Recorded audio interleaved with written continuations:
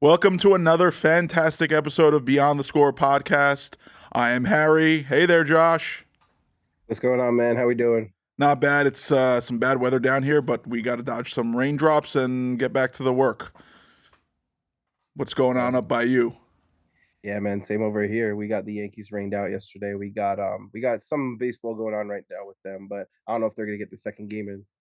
Well, that's New York weather for you. But on another note, instead of some baseball, let's get into something we haven't discussed yet on our whole entire show. We got some college football. It's right around the corner. August 24th is going to be the first few games that will be played. Josh, are you excited to get some college football going? Absolutely. I think it's the best brand of football. I know that's a pretty strong take because a lot of people love the NFL, but it's sometimes the NFL is kind of hard to watch in terms of the drama, in terms of theatrics, but college football, I love. I've been a big Oregon guy for a long time, and I'm excited to see them be a really good team now. And we got a real quarterback. I mean, Bo Nix was good. I just love the way Dylan Gabriel plays much more.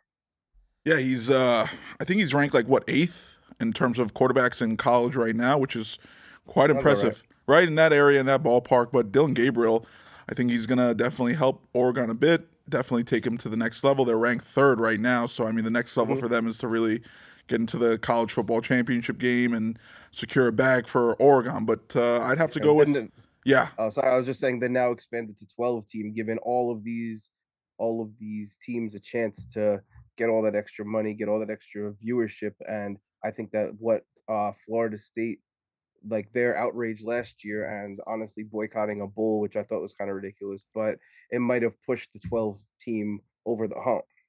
Well, I think, looking at college football in its entirety, especially in the playoffs, we see a lot of the teams that are 1, 2, 3, LSU, going back to Clemson a few years ago, winning it all, right? The teams that are ranked 1 or 2 are usually in there all the time. Not necessarily every single time, but I mean, do you really think someone out of the top 4, let's just say, is going to be able to represent, one of the 2 teams that are going to be playing in that championship game? Well, that's definitely something that we're going to see a lot of drama. We're going to see a lot of action. We're going to see a lot of people fired up to play. I know we're going to see. Well, I can't say I know we're going to see because we've looked at Ohio State as a team that we thought was going to make a push every single year, and I feel like they always disappoint. And I kind of feel like with the QB they have now, with the team they have now, they really have to show up this year. Well, Ohio State's such a big program. The expectation is for them almost every year is to kind of be very competitive. And so we'll see where they end up being. I'm really excited to see Clemson. I mean, they're my team since probably day one, since I wanted to play college baseball there when I was like 12, 13 years old. For some odd reason, it was Clemson, 3 hours away from the nearest airport. But, Cade Klubnik, he's going to look to take the next step. He emerged as a starter last season. And I think he's got a real good chance to take that organization to the next level. They're ranked kind of in the middle of the pack in terms of the top 25. They're like 14th right now. But Cade has some great qualities and great traits, I think, in terms of being 14th. That puts them in a good position to, try to be a middle of a pack team, but make a run to, over the season, climb up the rankings a bit. So we'll see. I mean, Oregon's obviously a much more well-rounded team. And obviously the rest of the country agrees on that too, ranking them third. ESPN's ranking is third on Oregon, and Clemson, I believe, is 14th. So, I mean, Ben, we're going to actually get those. Sorry, I just wanted you to continue. I was just going to ask Ben if he could get those rankings up for everyone. Yeah, that would be great. So everyone could see what we're talking about here. This is ESPN's rankings, by the way. And, obviously Georgia being number 1, Ohio State number 2 there. Sorry. What's so funny? What's so funny? My boy says this is ESPN's ranking. Oh, no, I'm sorry. It's CBS. Sorry, I was looking at an ESPN ranking comparing them to, and I got them mixed up. Yeah, CBS is they're pretty good with their rankings too, so I figured we could use theirs instead of ESPN's. It's all the same. They're all within one spot. Yeah, so I mean, I right off the top 5, you could see Georgia, Ohio State, Oregon, Texas, and Alabama, 5 really strong teams. But the rest of the pack, I mean, you got some pretty good teams there too. LSU's 12th. Obviously they don't have the roster they used to have, but they could still make some surprises. FSU, Clemson, We got Tennessee, Miami, some pretty good teams over there that, we'll see if they can climb up the rankings, maybe make a push for the playoffs.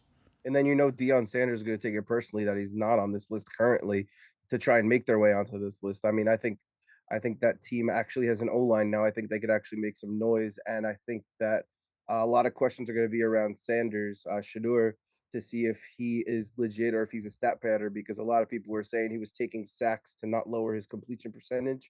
I don't know how I feel about that. I can't say I watched him pull That is stand-up, a so bold take. To take sacks to get your completion percentage better. I mean, you're getting hit by 300-pound linemen and linebackers. Like, I don't think anybody wants to do that intentionally. That hurts, and you're going to get injured. Then what happens, right? What's better? Your completion percentage being crappier, or just missing most of the season due to an injury?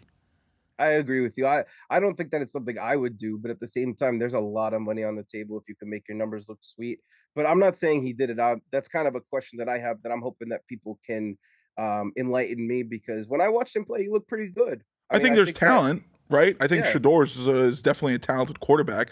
He could have, entered into the draft this season and maybe went in like the third or the fourth round potentially, but he wanted yeah, to bank on himself, play another year in college, get his, mhm, marbles in order, and hope to be a first round pick next season with the draft class that's not, as competitive as this one was. exactly. But we'll see. I mean, he's definitely talented. I just think that if Mhm.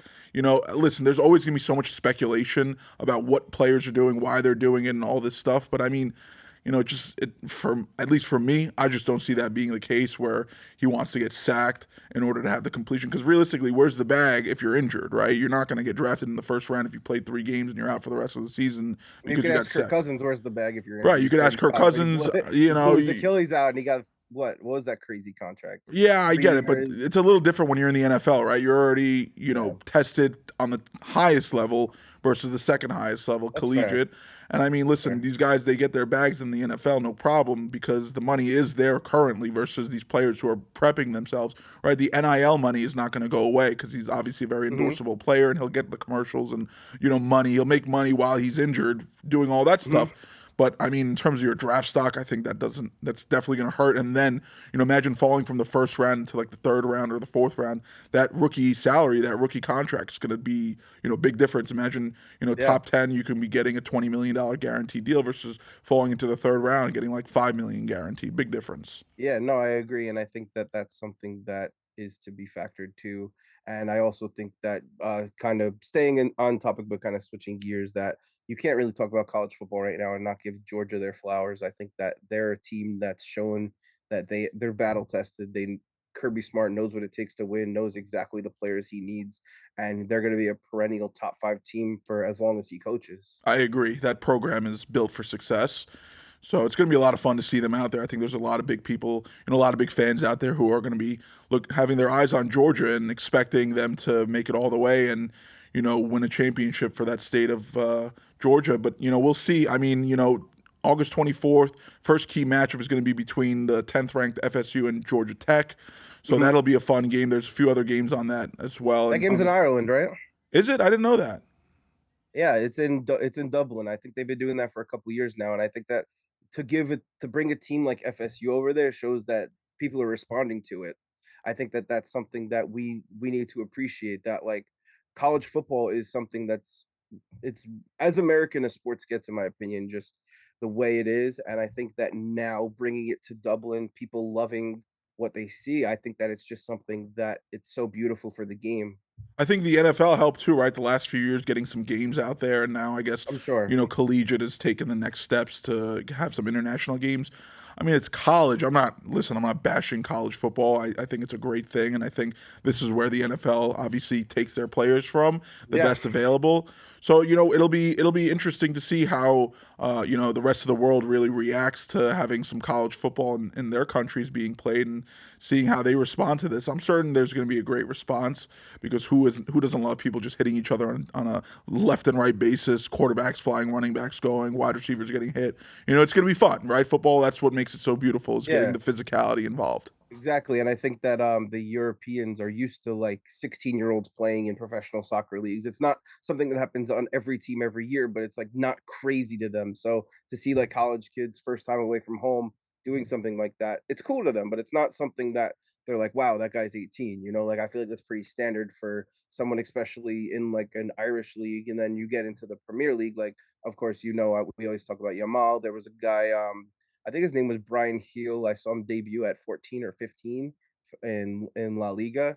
Um, Ben, if you want to try and pop over and see what that stat is for, spelled like Luis Hill, Gil. He debuted at 14 or 15 years old. I'd love to be stat corrected, but it's just so impressive to see like the development of these players and see um I kind of got sidetracked from the football for a sec, but to see the development that in every sport, like we've really, as a human race, been able to maximize the talent of the best players, and I think it's something really awesome. And we kind of went back on and talked about this in one of our past episodes about how, this was more for the NBA, how the European players are more mature than the current American players in college. And that translates to, football as well, right? Soccer. Let's not get things confused because we're talking about collegiate football and as well as soccer right now briefly. But, that's really what it is. I think the maturity level is so much different over there. And, these players at 14, 15, 16 years old, I mean, obviously not everyone's getting in at that young age, but it gives you the opportunity to be able to play some big games at such a young age, and it's quite impressive. Absolutely. And spinning it back towards one more team we want to discuss. We haven't touched on Michigan, who's a really good team last year. Jim Harbaugh got into some stuff, and I'll let you talk a little bit more about it because I know you're very passionate about the video. But I kind of wanted to make sure that I say I feel like his punishment was really soft. I mean, of course, he didn't admit to anything. Why would you if you're? I mean, integrity wise, we're all about integrity. So like, I don't know what the situation would have been, but I feel like you don't do things like these violations when you know the rules are set. But at the same time, it got him all these wins, and they're not taking any of them away. And it's just that if he wants to go back to college, he has to be suspended for a year. Like I feel like it's just a slap on the wrist. Why wouldn't another coach do that? Right. I mean, he's in the NFL now. He's the head coach of the LA Chargers. So for him, that suspension, that penalty, whatever that they imposed on him, is not really going to bear much for him unless he ever wanted to go back to college. But he's got an $80 million job with the LA Chargers, so I don't think he really cares about not Yeah, going back into college, especially for and a that's head just coach. 4 years. It's Right. just four Exactly. years. What's 4 years, by the way? The show cause like the penalty. So like Well, after 4 years, he could go back to college without suspension. Well, I thought he was suspended for 1 year. So the way I saw it was that if he were to return back to college football, I didn't know if there was like a timeline or time frame of when that would be. But if he were to return back, he would be suspended at that point for one full season. Yeah, I believe that's for the just within the next 4 years Right. Okay. So because I within the think it next has to four do with years, then he with gets suspended for 1 year if he does get back. But he's not obviously in the next 4 years. He's not making his way back into college football. It's exactly, never but going it's to based. happen. I guess they're basically trying to say like all these players that you recruited are you can't get in touch with them in case they want to transfer, in case they want to do the right thing, whatever. But I think it's bogus. So And so here's what happened, right? They hired in 2022 a staffer named Connor Stallions, right? And he didn't really have much background before that. I think he was like a Navy SEAL, and they brought him on as a staffer. And throughout last season, he was caught on the sidelines of the CMU versus Michigan State game, right? Central Michigan versus Michigan State, and that was clear cut. They had pictures of him there wearing a hat.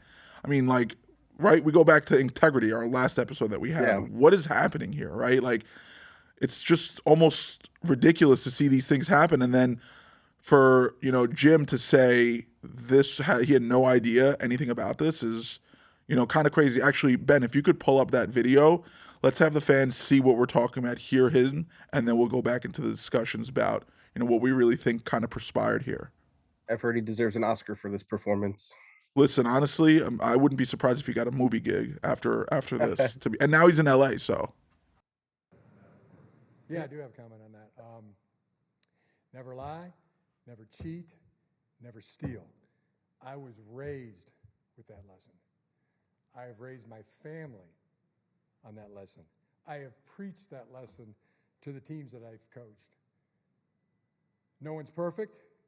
If you stumble, you apologize, and you make it right. Today, I do not apologize. I did not participate, was not aware, nor complicit in those said allegations. So for me, it's back to work and attacking with an enthusiasm unknown to mankind. This is quite interesting, if you ask me, right? I mean, you are the head coach of Michigan Wolverines for the last 9 seasons, a prior 49ers head coach, and you're telling me, you're telling the world you had no idea what was happening on your sidelines? It's interesting how I don't he's understand. and we see this, right? Pete Rose has denied his allegations for the longest time. A lot of people will deny steroids and whatever they're doing wrong to, hands up clear. If you don't have evidence on me, I didn't do it, right? Innocent until proven guilty type of thing. But I Exactly. mean, I have to also sit here and say, if that was true, right? If you didn't know that this was happening on your sidelines, what else didn't you know was happening on your sidelines? It's quite Yeah, interesting, exactly. honestly. You're Jim Harbaugh. You're a And football family name right there, and you're telling me that you didn't know what was happening on your sidelines as head coach?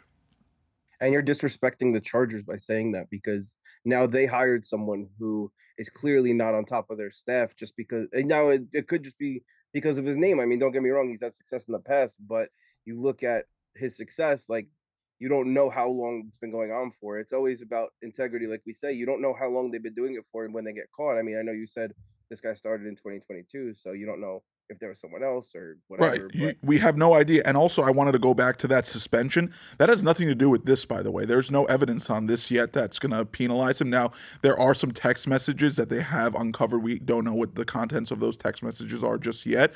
But this suspension has to do with, oh, you did mention it. It's because of the violations for the recruiting violations that they had. So this really had nothing to do with this specifically. So we could see something else coming out of this.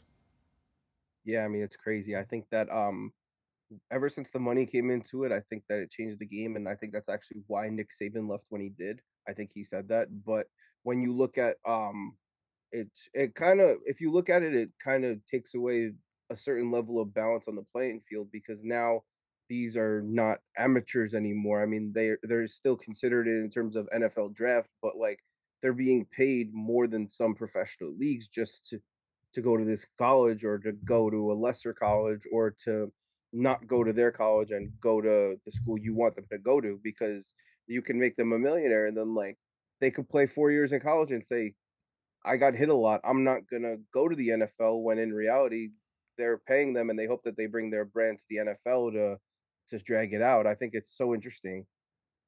Well, he's obviously not going to be anywhere near a football team for a really long time. We're talking specifically Connor Stallions here. There Yes. is a Netflix docuseries that will be coming out. I'm not sure exactly when, but it's going to be around this scandal with Connor Stallions that he's going to actually appear on it.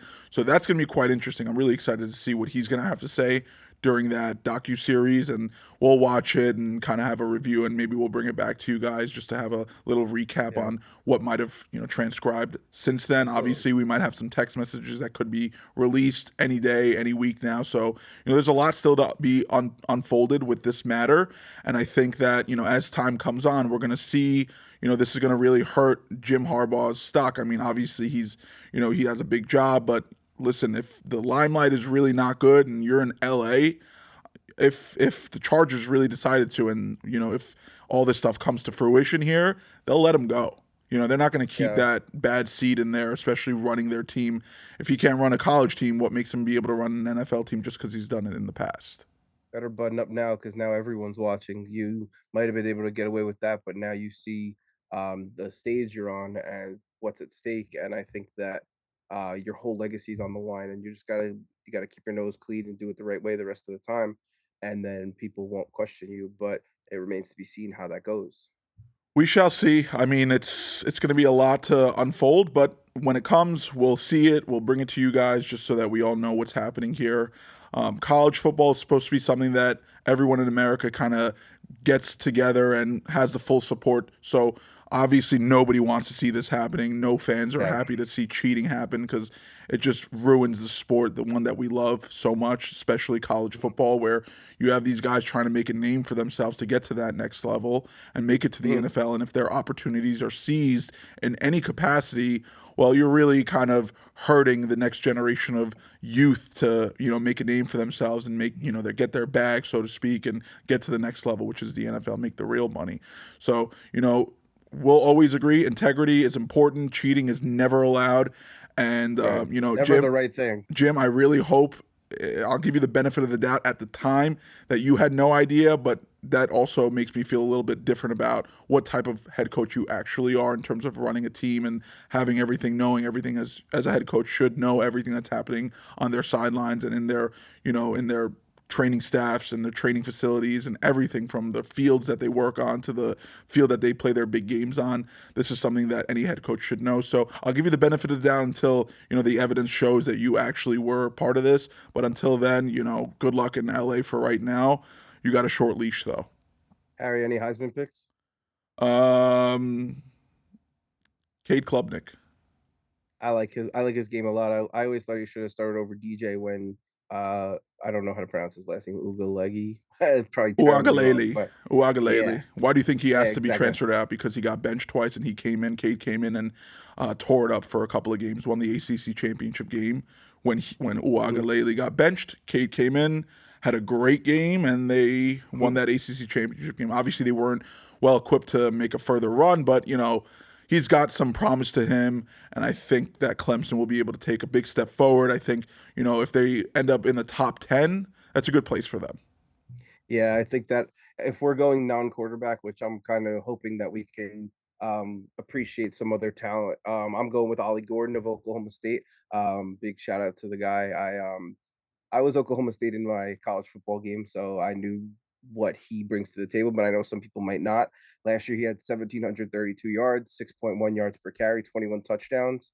And I think that it's 22 total touchdowns. We can count the other touchdown, but I think that it's really important to understand the level of talent that it takes to do that in the Big 12. And I think that he's a sleeper for that award. Speaking of the college football game that you were just talking about, I haven't played it yet, but I see that almost every single person that plays Xbox or video games, sports video games, was salivating when this game released and kind of closed their curtains and kept their console on for like 3-4 days in a row, which I don't understand at all for college football 2025. That's like, why? You played the game. You tell me what's so great about this game.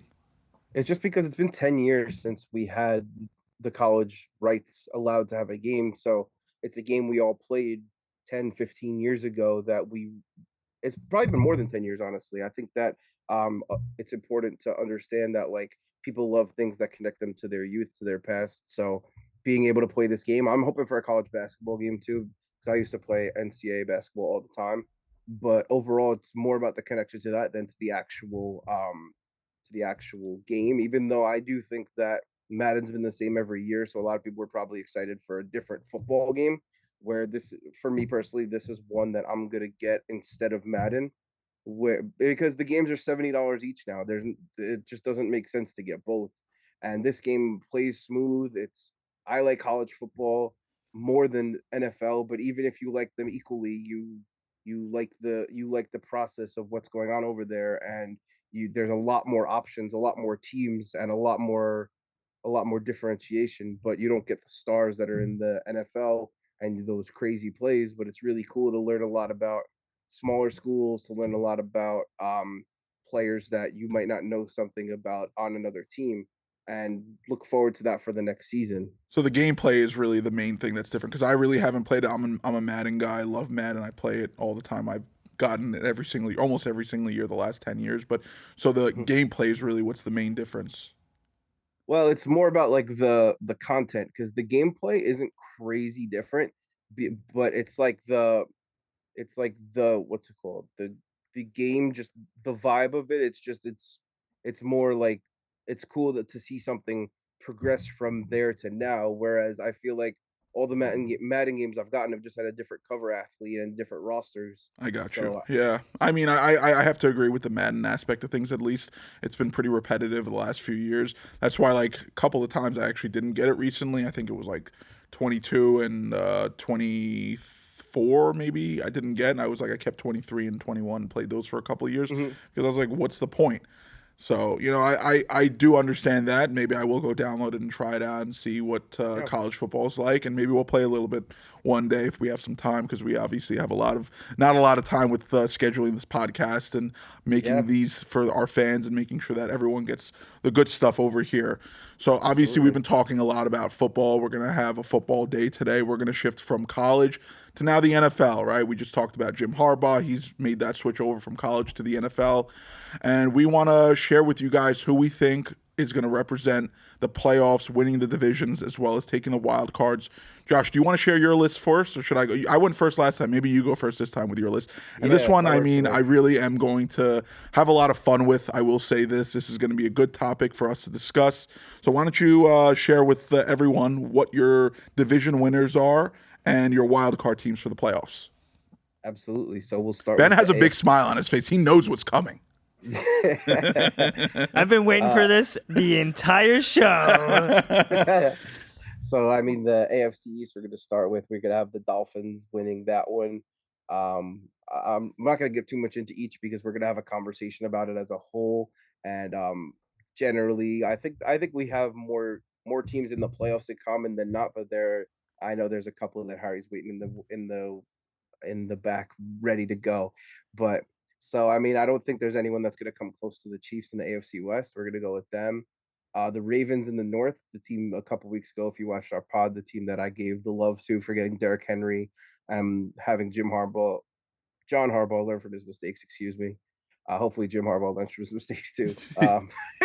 They both need to.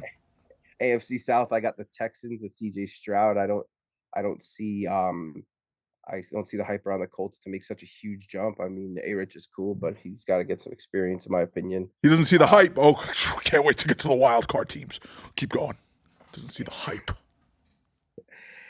To win the division, the Colts are a wild card team for me. The hype to win the division. I mean, It's more like. Next up, what do we got next? Texans. You're so sour. I'm riled up. I love it though. This is gonna be good. But so for the wild card, I do have the Colts. I think that the Jets, and the Steelers are going to represent the wild card for the AFC. In terms of the NFC, I got the Eagles winning the East, the Niners winning the West, the Lions winning the North, and the Saints winning the South. Harry's going to scoff, but he's got the Giants in the playoffs, so we'll talk about that later. Okay. The NFC wild card, I got the Falcons, even though my heart didn't want to. My head had to look at the rest of the NFC being pretty weak. The Commanders and the Packers. Oh my god. I mean, like 65% of that list was pretty good. Oh my god, Josh. Okay. All right. Let me run off my list, and then we'll have an educated discussion, so to speak. Okay. Sounds good. Nice to see you smiling and letting loose a little bit. Oh, you know what? I'm letting loose for this one. This one is one that listen. We've agreed on a lot of things throughout this whole entire podcast. This is going to be one that we're going to have some debates on, I think. So let me run off my list. AFC East, I have the Jets. North, I have the Ravens. South, I have the Texans. And the West, I have the Chiefs. So pretty similar. The only thing we swapped around was the Jets and the Dolphins. The wild card teams that I have for the AFC will be the Dolphins, will be the Colts, and I have my Cincinnati Bengals that you so lovedly left off your list. And then we we'll have go. Sorry to cut in. Just we have all the same playoff teams besides the Bengals and Steelers swap. Just so you know, even they're. I haven't finished the NFC yet. I'm talking about the AFC. Okay. Well. Okay. Now let's get to the NFC. Right. East, I have the Eagles. Although I will state that I did see that the rift between Sirianni and Jalen Hurts has fractured their relationship apparently, so that's something to think about. But I still think they're a really good team, and I think that the division is theirs. The North, Lions. South are the Atlanta Falcons. And I have in the West, I actually don't have the Niners. I have the Seattle Seahawks. And my NFC wildcard teams are the Packers, the Niners, and the New York Football Giants. Now, let's get into some differences. I mean, we have the same teams. We can, agree that they're great teams, and we'll go from there, right? I think the biggest focus will be in the NFC, specifically how you somehow put your Saints on winning the division and the Falcons as a wild card team. I mean, the fact that two teams making the South in the NFC South as the playoffs are almost impossible. But what's so strong about the NFC? Well, South I just don't. I don't listen. Impossible. The Saints, I don't see where they've improved their game so much to take it to the next level. Right? They were a really questionable team last season, And Atlanta has taken the next steps. They've gotten Kirk Cousins as their quarterback now. They have the weapons. They have a good team up and down. Saints aren't a bad team, but I just don't see them being a playoff team, especially after the year that they had. Rookie head coach. It's not impossible. Rookie head coaches make it to the playoffs all the time. We see that all the time. But there's a lot of moving parts around here. I don't even think the team knows whether or not Derek Carr is actually their future quarterback. Yeah, I mean, you can say that about the future, but for right now to have another year together, I mean, to bring in a new OC, I think that a lot of things are going to change in terms of the way the game is played offensively. And I think that for the Falcons to I'm kind of giving them the respect you're giving them, except you don't have the respect on the Saints, which it's not enough a thing I'm offended by. It's just a thing that you Don't worry, don't I'm view not I'm them. not offended you left my Giants off there too. Yeah, it's just how it goes. It's like it's more about thinking that the division's going to be close, and that I think the NFC is is not as good as the AFC, and I think that what's it called? I mean, I think the top teams like the Niners and the Lions are really good, but then I think you look at the Saints and the Falcons. I mean, I don't know what the Falcons did that you can see them improving by 3 or 4 wins. I mean, you got a 35-year-old quarterback who blew his Achilles out coming in to a team that was 7-10, and you think that they're going to jump a team that the Saints. You can say they didn't improve. I mean, fine, they improved their schematics, and I think that that's something that was very necessary. Watching how out of sync Carr and Olave were week in and week out, getting better as the season goes on, I think that he'll be able to be spotlighted a little more and do a lot of damage this year. And the games we played, we split with them. We lost by 9, and then we beat them by 31. So I mean, to think that they're that much further than us because of a 35-year-old who can't play in prime time and tore his Achilles. Nice guy, don't get me wrong. I love the video of him going to the Minnesota whatever to the toy drive to give toys to kids. Definitely think he's a great guy, but in terms of just making them that much better, I think that makes them a playoff team, but I don't think it makes them better than us. And I think that the Buccaneers also might have something to say about that because they played close games with them too. I don't think that it's necessarily a given that they're just going to beat up on the Buccaneers, because that's what whoever beats up on the Buccaneers of those two teams will make the playoffs. And I think that they both can do the job, but I Well, don't think. it's not about, and I don't mean to cut you off because we're gonna have a lot of back and forth here, but the divisional games are always close, right? I can go back and say the NFC East, the Giants and the Eagles the last couple of years have split too. The Giants have lost a game and then they blew them out one game too, right? I mean, that's the division games are always super, super close. That's because the players know what's at stake, and this is a bigger game. This is something that the fans obviously are going to be more into. There's a rivalry, especially between the Giants and the Eagles and the Falcons and the Saints. So those games being split doesn't really tell me who is significantly a lot better and a lot worse. I just Well, for me, I look at the overall picture on things. I think the improvement from Atlanta getting their quarterback. I understand he's 35, but 35 is not old anymore for a quarterback. If Aaron Rodgers at 40 years old is, off of an Achilles injury himself last season, and now he looks you're like. not actually comparing Kirk Cousins to Aaron Rodgers right Listen, now. I'm not, but Kirk Cousins has taken the Minnesota Vikings to some good playoff scenarios, and I mean the Saints haven't been in the playoffs the last couple of years. So what have the Saints added to their roster other than personnel with coaches that significantly gets them better? I mean, the one that really stands out to me is the show me contract for Chase Young if he could stay healthy. But I think it's more of a schematics thing, because I'm going back to my division thing on how you say it's not important. I think it's very important because the Saints and Bucks were 4-2 against the division last year, and they were both 9-8 last year. But the Falcons were 3-3 against the division when a lot of people said they were just as good as the other two teams. I mean, we scored 75 more points than our opponents. Sorry, I can't talk right now. But it's not about not liking the Falcons. I think they can make the playoffs, and then who knows when you get there. But I don't think during the season that they're a team that's gonna jump 3-4 wins to do that. I'd have to say the same thing about the Saints, honestly. I don't see them jumping 3 to 4 wins when Minnesota, I'm They sorry, don't need to, Atlanta. Well, why wouldn't they need to?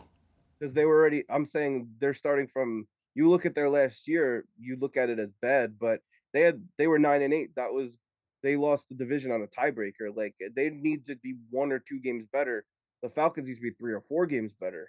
Well, if I had to pick between, at least in terms of the offense, listen, Kamara's a great running back, but Bijan is, in my opinion, one of the best entering his second season. I You don't have think that's up for debate. Right. And then you could have the wide receiver conversation too, right? Between Chris Olave and Drake London. Then you can go into the tight ends and have that conversation with Kyle Pitts and who the Saints tight end? Remind me. Jawan Johnson. But with Kyle Pitts, it's more about It's a check down option for. They don't know how to use him. Well, here's the thing. You have a quarterback now who brought out a lot of great in TJ Hawkinson in Minnesota, right? He had the weapons there and he knew how to get the ball to the hands of those weapons. So I think a lot of people are seeing this as a big upgrade for not only the Falcons, but Kyle Pitts himself, right? And Possible. and it is very possible. Listen, anything can happen, right? The season, and I'm not discrediting divisional games. Of course, they're important. But you see splits happening quite often, right? Even between the bad and the good teams in the divisions, because the level of intensity in those games are so much more, especially for the players and the fans. They're more into it. I mean, if the Giants can beat the Eagles in a regular season game again in the division, then any team could beat anyone, right? And this was going back to last season, right? I think teams have made their improvements and they're going to hope for the best. Everyone has hope that when the season starts that they're going to have a chance to make the playoffs. Even the teams that are projected to win 1 or 2 or 3 games, like the Patriots, for instance, right? You think that internally they're like, we're not going to make the playoffs. No, they're going to try their best. The fan base is going to, support them, even though you and I can both agree on the fact that the Patriots might be the worst team in football this season. But yeah, they're my number one pick. They're my number one pick for sure. They probably will need a number one pick the next 5 years to actually be a contender. That's besides the point right now. We're going right into the NFC South here and the debate between New Orleans and Atlanta. I mean, listen, I actually don't mind Derek Carr, but I think he throws a lot of picks. And I think there was a lot of questions around, obviously his health and his ability to, really get the job done in big fourth quarter drive scenarios. So, I mean, we'll see. You're obviously very passionate. You're a Saints fan. I'm not going to sit here. I'm not going to sit here and say you're a biased Saints fan because I know that what you're putting out there is what you believe is actually true instead of, just being a biased take here. Because listen, on the other line, I have the Giants as a wild card team while you have the Commanders as a wild card team. And I think that's mind blowing, right? I think one thing we can agree on in terms of the NFC East is that it's a really shaky division, especially with what I just said about what's happening with the Eagles and Sirianni and Jalen Hurts having a really fractured relationship. The Cowboys look like a team that I don't have the Cowboys making you don't have the Cowboys making the playoffs because they haven't improved their roster at all, and they have question marks about Dak's long-term tenure in the team. They don't have a legitimate running back, so it's easier to take one of the other teams in that division, like the Commanders or the Giants, over the Cowboys. But the Commanders over the Giants?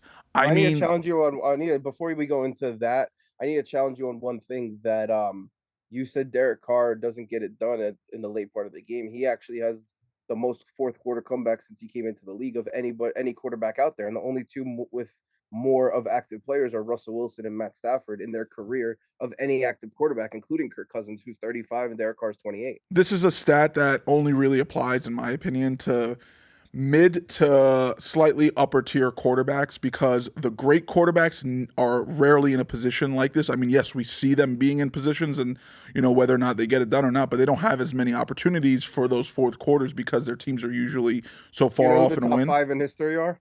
The top 5 in history are? I'm actually kind of surprised. Are we confident that Aaron Rodgers is not on that list? Yes, I'm confident. But that goes to what you said. But the top 5 are Tom Brady, Peyton Manning, Ben Roethlisberger, Matt Ryan, and Drew Brees. So about what you're saying about the fourth quarter comebacks not being good quarterbacks. Well, those are. Don't get me wrong. You made some other good points about other things, but when it comes to the fourth quarter comebacks, I don't think that that's a leg to stand on to go against the Saints. There's other things that you said, fine, but with that one, I'm not able to accept that as a reason. None of those are active quarterbacks and they've played 15 to 20 years, right? I mean, we have one quarterback in the current league that's been active as long, which is Aaron Rodgers. The rest of the pack has been Russell Wilson and a bunch of quarterbacks who have been in the league for 7 or less years, right? That's the route that the NFL has taken, that quarterbacks nowadays, the last 5 years, once they get drafted, for the most part, they're playing off the bat, right? So the guys that you stated on that list, Drew Brees, Tom Brady, obviously they're Matt Ryan, these are great Hall of Fame quarterbacks, but that was a completely different generation that we're comparing versus now. Listen, Derek Carr, very solid quarterback, and I'm honestly not even saying how like I think that he's necessarily elite when it comes to a lot of other things, but when it comes to that turning it on, like that's one thing that he's able to do. And you look at Aaron Rodgers, I checked the list when you were asking about that. He has 21 to Kirk Cousins 22 to Derek Carr's 28. So he's behind that. So I mean, but you could also look at like a couple of his years he was not playing, but to hit 21 to Tom Brady's 46, like I'm not looking to get into a conversation questioning Rodgers. I think he's a great player and all that. Tom Brady is the GOAT But too, so it's very tough to compare anybody yeah, to him.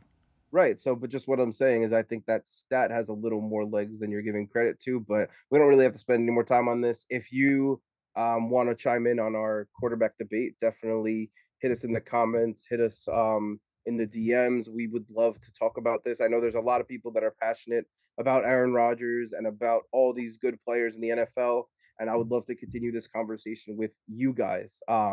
Harry, anything to wrap that up, or you want to go to the NFC East? Well, I think that's you kind of tied it off perfectly. We'd love to hear what anybody has to say about where they think the quarterbacks are, and then from there we'll get into the rest of the list. I mean, the Jets we're sticking to the NFC at least for right now. Lions, we have the same, and then obviously in the West I have the Seahawks over the Niners, and the reason is, and this is obviously one of my tougher takes, because I think it's going to be very close. What's happening with Brandon Ayuk right now, I think it's bringing a lot of rift in the team organization-wise. Even Christian McCaffrey slipped up on an interview a couple of days ago about talking about him being a former teammate, then having to reiterate, he's still a teammate. What is happening there? He's obviously a big part of their offense, and I think they're a great team even if he wasn't on the roster, but to not know what's happening over there right now with one of your best players is a big question mark. I still have them as a playoff team, but I think the Seahawks are going to emerge. I think they have a great roster. Bo Nix is over there. I'm sorry, not Bo Nix. They have Geno Smith and Sam Howell over there right now. So I think the quarterback room is quite interesting over there. I think Geno obviously should be the starter from day one, but if something happens, they have a pretty solid young backup option, DK Metcalf, Tyler Lockett, and I have a lot of love for Tyler Lockett because this man is not only a full-time football player, he's a full-time real estate agent as well, and I'm a real estate agent That's too. Awesome. So I always complain about real estate is a 24/7 gig, and I'm working late at nights, and Tyler Lockett is doing this too, selling $1 million homes left and right. I'm like, how's this guy catching 50-yard touchdown passes and then having a closing the next day? It's like crazy. So I'm a big Tyler Lockett fan. I have to give him a lot of credit for that. And I think the Seahawks are a really good team up and down. Pete Carroll, great head coach.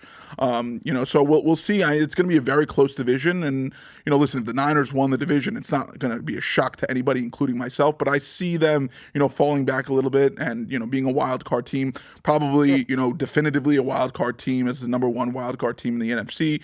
And then Seahawks winning it, probably coming down to the final week and being a close scenario and maybe a tiebreaker, chance too over there. I think that you're not out of pocket to think Seattle could do something, but I just think that you could forget about the Ayuk when it comes to their matchups because they got 29 points in 2 games against the 49ers. I think that they need to be able to figure that out to be able to win the division. I know we have this debate about the divisional games, but if you lose to a team twice, you're likely not going to be ahead of them. No, for sure. One quick thing I'm going to let you go back on it. No Kenneth Walker last season, too, which was a huge part of their offense that they expected to be there. The run game, not there. And I think that really hurt them, not only in the division, but obviously their chances of making the playoffs again, because they were a playoff team the year before. That was a really fun year in 2022 when those Packers, the Seahawks, the Lions were all, trying to make the playoffs in the last game. Who it was like 2 out of the 3 were going to make it, who was going to make it. But, going back to obviously, the losing the 2 games, I'll let you, continue with that. Yeah, I mean, that is a good point because Walker actually got injured 1 game before their first matchup and came back the game after. So they went 0-4 without him. So, I mean, it's a good point. But at the same time, like their other running back had under 50 yards both times. So you don't know if there was penetration or if it was something that Charbonnet's skill was less than Kenneth Walker. So it's going to be fascinating to see. If Seattle could take one of those games, I could get on board with them making some noise there, especially with if Christian McCaffrey misses a couple games, but they would definitely infiltrate the wild card if they weren't going to win the division, in my opinion. I think that they're a strong team. And the Seahawks would need to get super hot, which, I mean, they have, and one guy you didn't mention, Jackson Smith and Jigba, I think that he's a really cool player. I think that he's someone who could be the piece that makes them really good. And I'm out here defending your list because I think the Seahawks are a really cool team. I think they might be 1 year away just everyone being together with the third receiver. Noah Fant is a really good player that I enjoy the way he plays. And the defense is good. Like I don't think that there's I really don't like I don't think there's another team in the division that I would consider. But when it comes to the 49ers, I think that last year I thought they were the best team in the league, and I don't think that they did anything to put themselves behind a team that they really clamped up on twice. And Kenneth Walker is a big piece, but I want to know if what you think about that. You know, going back to San Francisco, they have one of the best defensive lines in all of football. So it's never easy for any running back to get the job done. Zach Charbonnet was a rookie last season. He's got some talent, really good, number 2 option over there. But even JSN, I mean, he might be the best number 3 option on any team. And there's a lot of teams where he'd be a number 2, right? And he's got a lot of potential. Probably a couple he'd be a number 1 too. Yeah, I think there's a good chance he could be a number 1 on some of those teams. So, seeing where the ball is going to be headed mostly from Geno to which receiver, I think obviously DK, as long as he stays healthy, he's going to be a huge threat. I mean, he's a physical specimen like never seen before. And I think it's going to be a really fun and competitive division. I think the Seahawks see that division like, listen, we have a chance.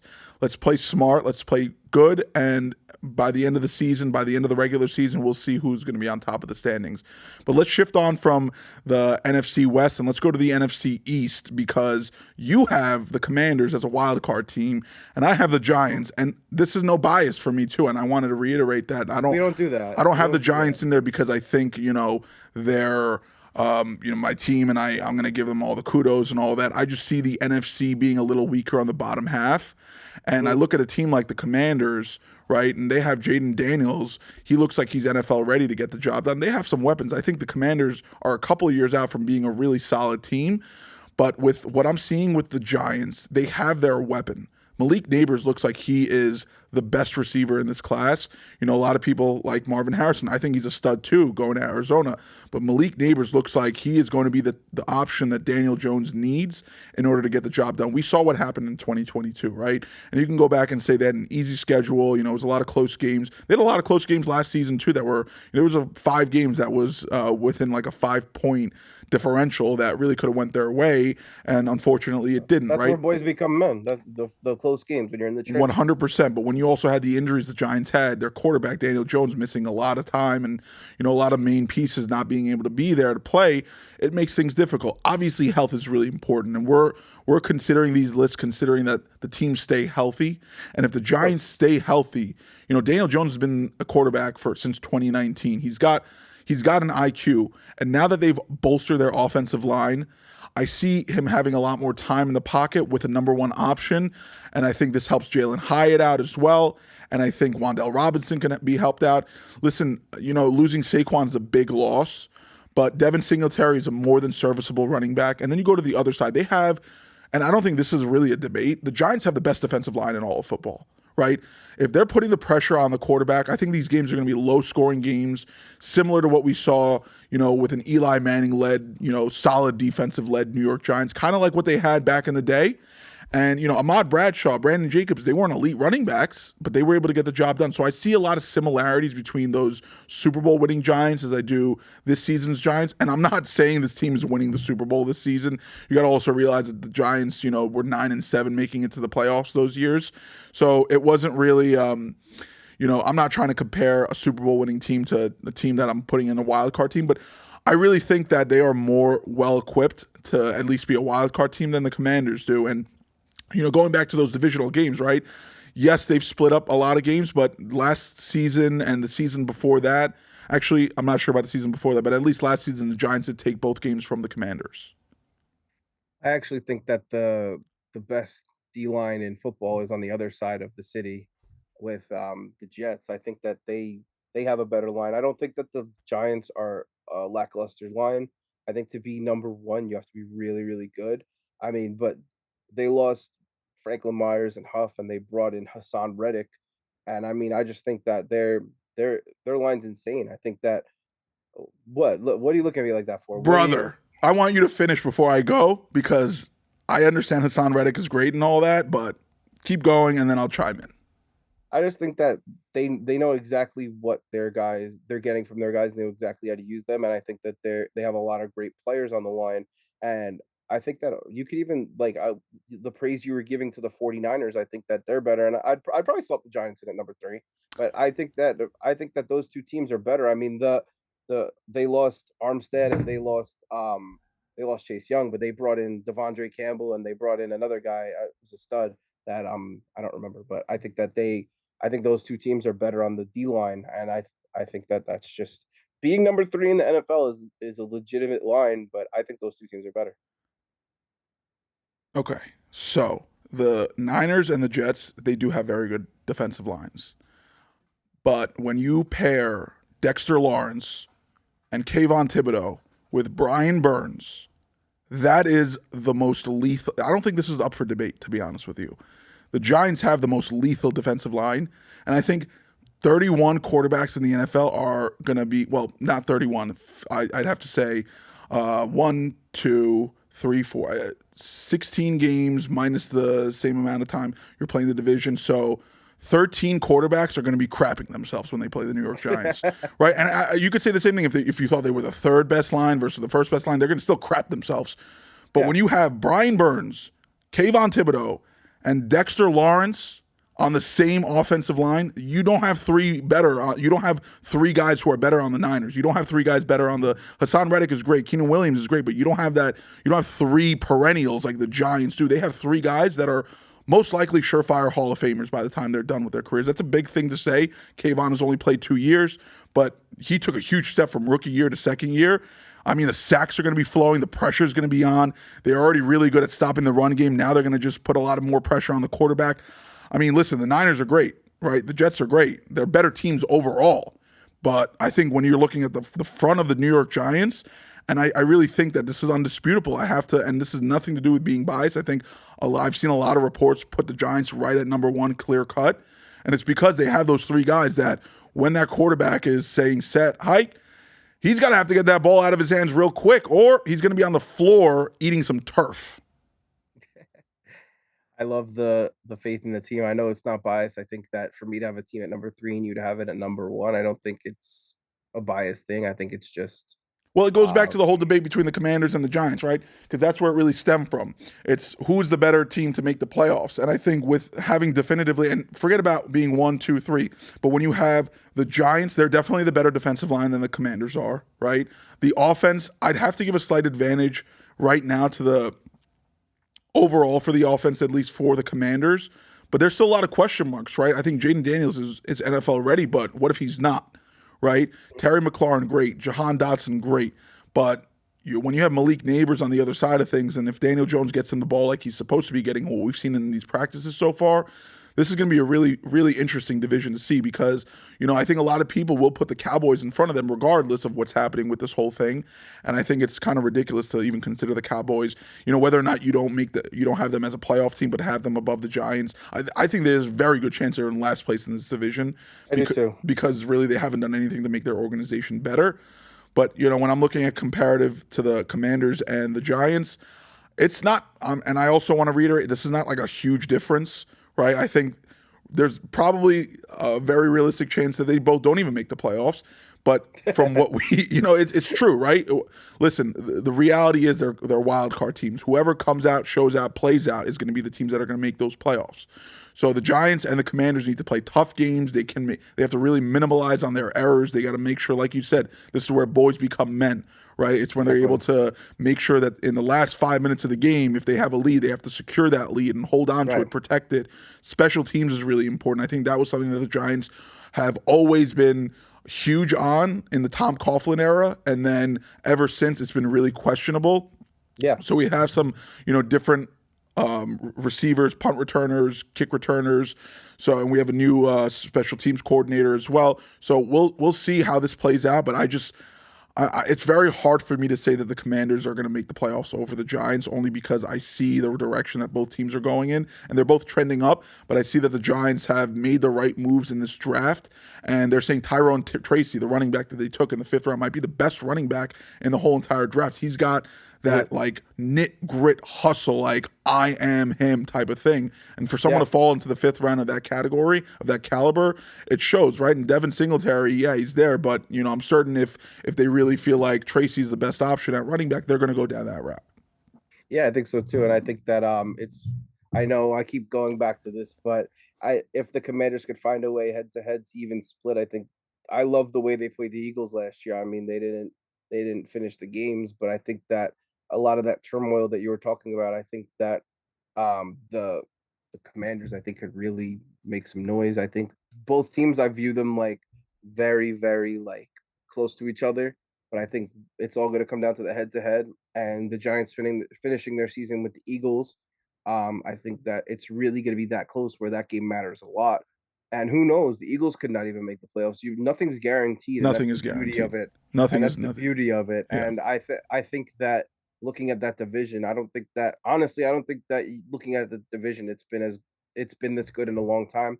I think that that's really good for those teams because you get the best out of your players when the teams you're playing more often are good teams, and then those other games you if you lose like one or two of those games, like it's not really the end of the world, but you really get your confidence in those division games and in the games against the big time teams. So it's amazing. It's going to be amazing to see how these teams play out, and I think Washington will be the last seed. Like I don't think that they're going to do anything like astronomical, but I think that they're going to be the last seed. We didn't really go into the order of it, but I think it'll be the Packers, the Falcons, and the Commanders. And of the three, not that that really matters. Like they could all have the same record, and that just be tiebreaker BS. But I think that I think that that's how it's going to be. And I don't think that your list is bad. I don't think that um, because we each have one team in each conference that's different. I mean, it's pretty cool to be like in sync and be able to talk about that and still have such different opinions about certain things.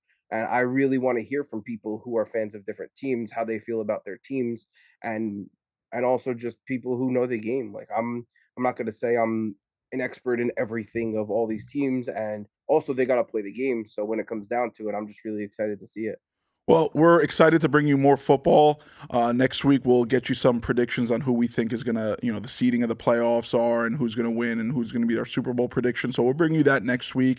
This was a really fun back and forth. I really like this, Yeah, comparing the absolutely. lists and who's going to make the playoffs. But we have to wrap up with we have some quick fan mail. Are we able to get into that, Ben? Do we have a couple of things that we wanted to quickly answer for our fans over here? Ben, one thing before you go, I just want to say that we appreciate all the comments. I know even if there's a couple and we do one at a time, we pocket them. Like if there's one that's more relevant another time, we will get back to it. And if we don't get to yours, keep commenting because we will notice the people that are commenting more. And even if there's something more relevant, we might just say, this guy's been a really loyal follower. We want to make sure we answer your question or yeah. Awesome. Yes. So I have you guys got two different mails. One from official 3W1. Thank you, official 3W1. Speaking of repeats, Man City has won 4 straight Premier League titles. Can Arsenal or Liverpool or Man U or anybody unseat them from this season? Is this the greatest Premier League roster ever assembled? I think that this is one that you look at and it's really hard to go against Man City with the way they've been playing, the way they've been consistent with their treble last year and looking at the other teams. I mean, again, like you can look at it in an integrity thing where they really bent the rules of certain things financially to get this team. But now that they have it, they're really reaping the benefits. And I say, no, no one can touch them. I think that you can argue the David Beckham Man U teams might have been just as good, but I don't think that when you look at the league that there's been a team that's this dominant in a long time. And I think you can argue ever because it really comes down to this team or Beckham, and I'll go with this team. What about you, Harry? It's tough to unseat Man U when they won the last 4. I'm gonna have to stick with them. I don't think anybody's gonna be able to, but if a team would, I'm gonna have to ride with Manchester United only because I like the history of the team. I think if they're gonna be able to pull off anything, it'll be against their, rival city, Manchester City. That'll be really fun to see if we can get a finals game between those two, and that Yeah, would be. I mean, totally. we'd have to fly out to Manchester to see that game. I feel like that's gonna be something we're gonna have to We'll do. do our show. Let's do our show live from the Etihad. That would be so much fun. Oh my God, or Old Yeah. Trafford, right? We could do that too. That would be so interesting. Where, yeah, whichever game makes more sense. So I'd have to go with Manchester United if there was a team. Not that I think any team is going to be able to take over. I think Man City is full and out the best team in England, and we'll see what happens during this league. Probably the world too. But what was that? No, probably the best in the world too. Really? Better than Real Madrid? I think so. I think that it's close.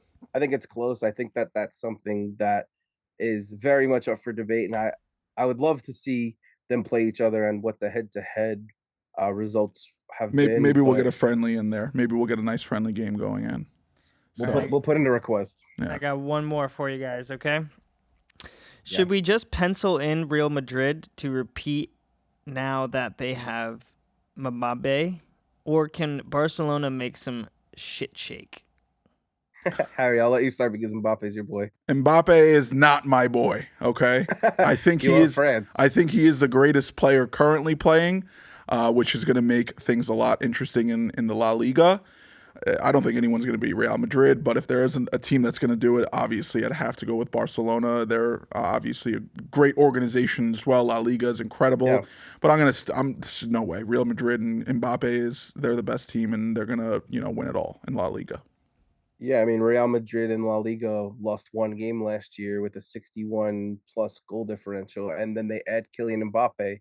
I mean, it's a really tough league. Don't get me wrong. I think that no one's won it back-to-back since 2017, 2018 for a reason. Ronaldo. But yeah, I don't think that I mean, that team had Lionel Messi, Dembele, and Luis Suarez, but I mean, there's upstart Girona, Barcelona that'll make some noise, but it's hard. It's boring to talk about the rich getting richer and the good team staying on top and not having like the underdog story. But you can say Girona only scored 2 goals less than them, so maybe we'll rock for them. But I do not, in my heart, think that will happen. Maybe we'll see a lot of maybes in the sports world. So whatever maybes do come to fruition, we're going to bring it to you guys first.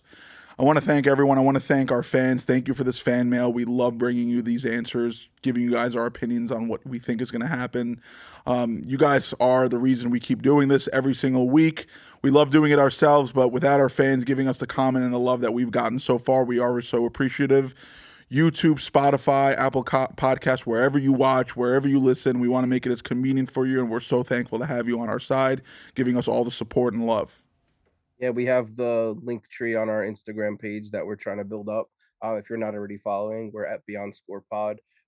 We have one link right there on our profile that it gives you the links to all those resources to be able to watch. We do appreciate it a ton, and I think that I like seeing Harry get riled up a little bit. I think the people needed that, but I want to thank you for watching again. I want to tell you to enjoy your week, and I want to see you in the comments.